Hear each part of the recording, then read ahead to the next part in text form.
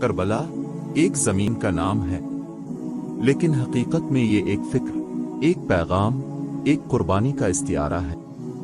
یہ وہ مقام ہے جہاں 61 ہجری میں حق اور باطل کے درمیان ایک ایسی جنگ لڑی گئی جس نے تاریخ کا دھارا بدل دیا۔ امام حسین رسول، جنہوں نے بچپن رسول خدا کی گود میں گزارا، جنہیں رسول نے اپنی خوشبو کہا، وہی حسن جب یزید کی بیعت سے انکار کرتے ہیں تو ان پر مکہ و مدینہ کی زمین تنگ ہو جاتی ہے۔ یزید چاہتا تھا کہ امام اس کی بیعت کرے تاکہ اس کی ظالم حکومت کو دینی جواز مل جائے، مگر حسن نے فرمایا، مسئلہ لا ابلفا مسئلہ، میرے جیسا اس جیسے کی بیعت نہیں کر سکتا۔ امام حسین نے ظلم کے آگے جھکنے کے بجائے دین کی سربلندی کے لیے اپنے خاندان اور جانثاروں کے ساتھ کربلا کی طرف سفر کیا۔ 10 محرم اومن عاشور کا دن آتا ہے۔ ایک طرف یزید کا 30,000 کا لشکر، دوسری طرف 72 جانثار۔ یہ جنگ تلواروں کی نہیں تھی، یہ حق اور باطل کی جنگ تھی۔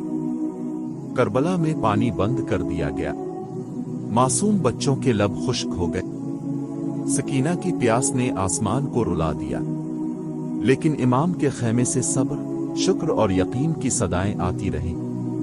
حضرت عباس، جنہیں علمدان کربلا کہا جاتا ہے، جب سکینہ کے لیے مشکیزہ بھرنے نکلے تو بازو قلم ہو گئے، لیکن لبوں پر ایک ہی دعا تھی، یا سقوا اللباس، اللہ سکینہ کی پیاس بجھائے۔ آخر کار امام حسن خود میدان میں اترے، ان کا جسم زخموں سے چور مگر دل یقین سے بھرا ہوا۔ جب اپنے 6 ماہ کے بیٹے علی اصغر کو پانی کے لیے بلند کیا تو تیر لگا، تیر پانی سے پہلے آیا۔